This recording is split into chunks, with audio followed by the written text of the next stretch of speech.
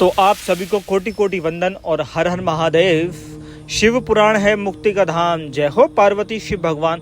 तो आइए देरी ना करते हुए आज का अध्याय हम शुरू करते हैं।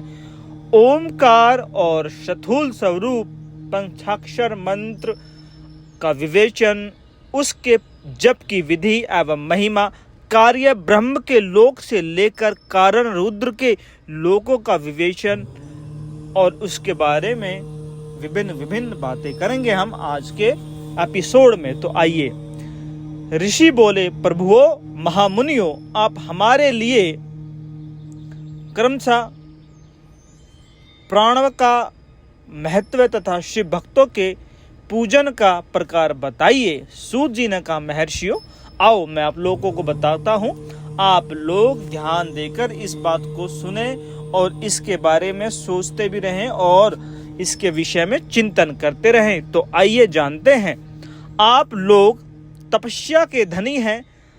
आपने यह बड़ी सुंदर प्रश्न उपस्थित किया है, किंतु इसका ठीक उत्तर महादेव जी ही जानते हैं, दूसरा कोई नहीं। तथापि भगवान शिव की कृपा से ही मैं इस विषय का वर्णन करूंगा। वे भगवान शिव हमारी और आप लोगों की रक्षा का भारी भार बारंबार स्वयं ही ग्रहण करें।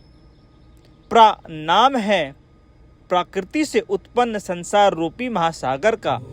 प्रणव इससे पार कराने के लिए दूसरी नाव है, इसलिए इस ओमकार को प्रणव की संज्ञा देते हैं।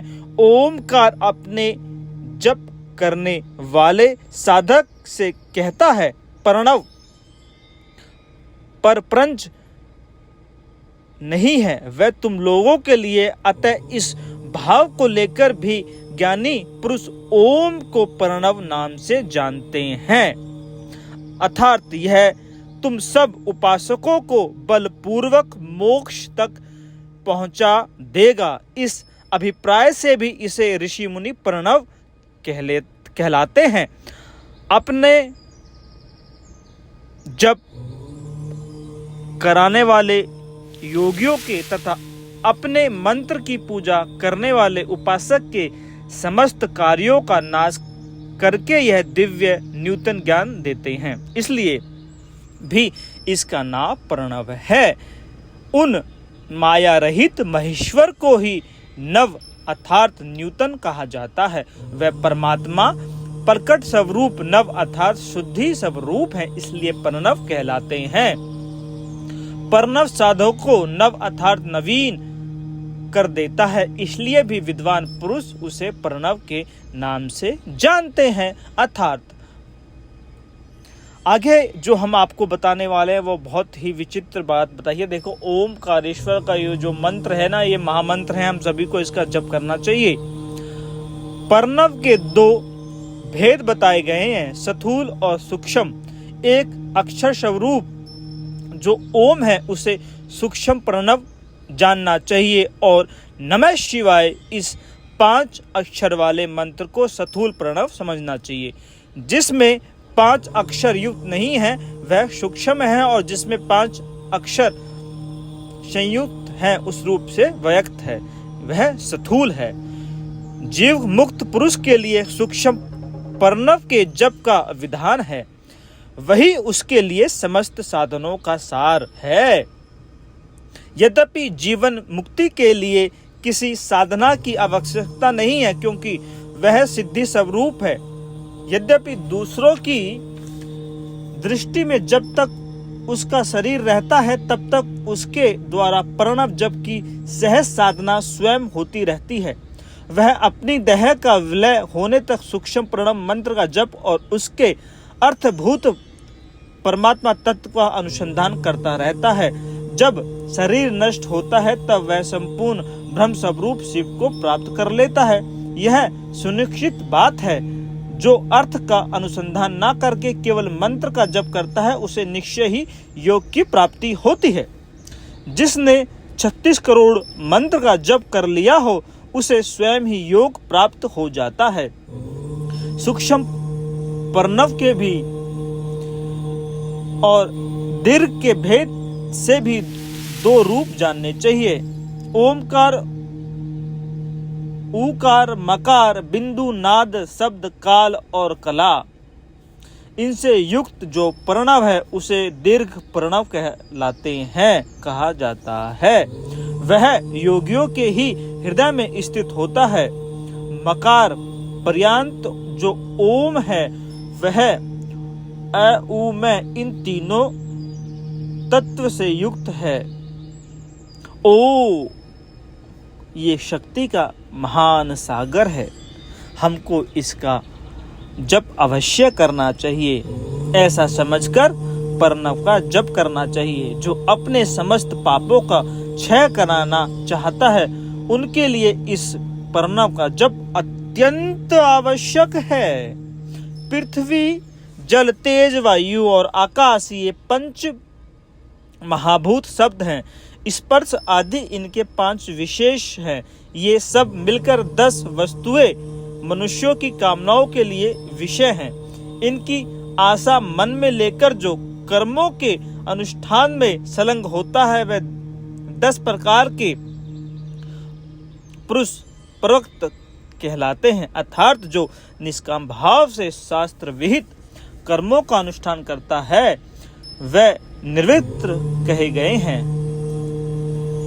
जप करना चाहिए और निवृत्त पुरुष को ही दीर्घ प्रणव का जप करना चाहिए, ओम का जप करना चाहिए।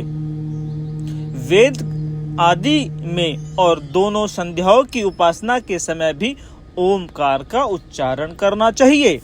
प्रणव का 9 करोड़ जप करने से मनुष्य शुद्ध हो जाता है।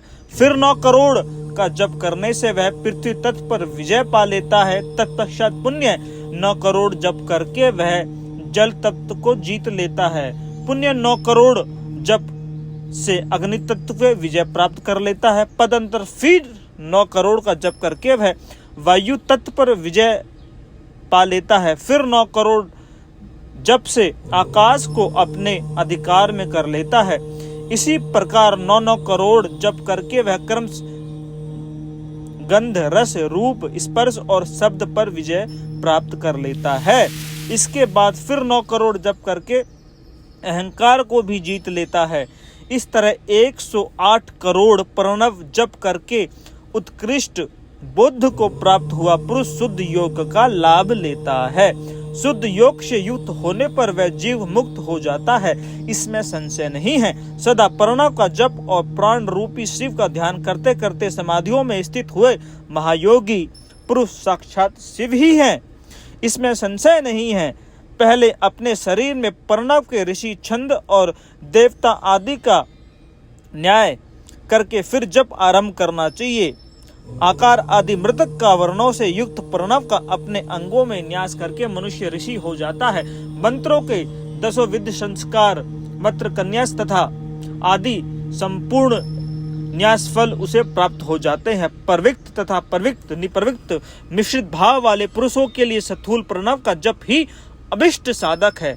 क्रिया, तप और जप के योग से शिव योग 3 प्रकार के होते हैं, जो क्रमश क्रिया योग, तप योग और जप योग कहलाते हैं। जो धन आदि वैभव से पूजा सामग्री का संचय करके हाथ आदि अंग से नमस्कार करके क्रिया करते हुए इष्ट देव की पूजा में लगे रहते हैं, वह क्रिया योगी कहलाते हैं। पूजा में संलग्न रहकर जो परिमित भोजन करता, ब्राह्मण इंद्रियों को जीतकर वश में किए रहता और मन को भी वश में करके प्रद्रोह आदि से दूर रहता, वह तपोयोगी कहलाता है। इन सभी शुद्ध गुणों से युक्त होकर जो सदा शुद्ध भाव से रहता तथा समस्त काम आदि द्वेषों रहित होता, शांत चित्त से निरंतर जप किया करता और महात्मा पुरुष जप योगी मानते हैं। जो मनुष्य 16 प्रकार के उपचारों से शिव योग की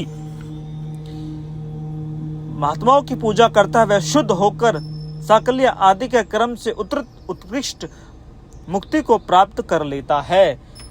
तो कितने ज्ञान की बात है ओमकार स्वरूप। आप सभी को हर हर महादेव, कोटि कोटि प्रणाम, जय श्री राम। सभी से निवेदन है कि चैनल को सब्सक्राइब और लाइक कर दिया करें ताकि हमारा उत्साह बढ़ा रहे। यदि आप लोग भी शिव पुराण पढ़ना चाहते हैं तो आप हमारे व्हाट्सएप पे हमको व्हाट्सएप कीजिए, आपको हम PDF फाइल उपलब्ध कराएंगे। हर हर महादेव।